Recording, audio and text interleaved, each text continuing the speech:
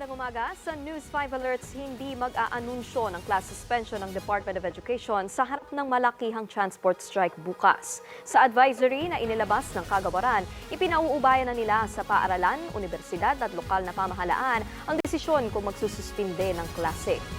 Kaya't hanggang walang anunsyo, tuloy ang pasok ng mga estudyante. Nauna nang nagkasa ng 3-day transport strike ang grupong Piston. Simula yan bukas, November 20 hanggang November 22. Aabot daw sa 100,000 super ang sasali rito.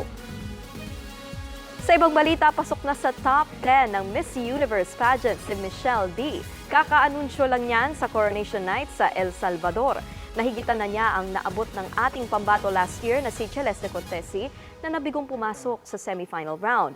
Bukod sa Pilipinas, ilan pa sa mga nakapasok ang fan favorites na sina Miss Pakistan, South Africa, El Salvador, Nepal at Australia.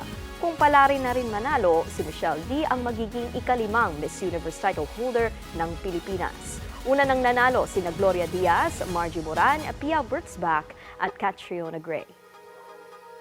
Para sa iba pang mga balita, pumunta lang sa news5.com.ph, pati na rin sa News5 Facebook, YouTube, TikTok at X social media pages. Abangan din ang Frontline Pilipinas Weekend mamayang 5:30 ng hapon.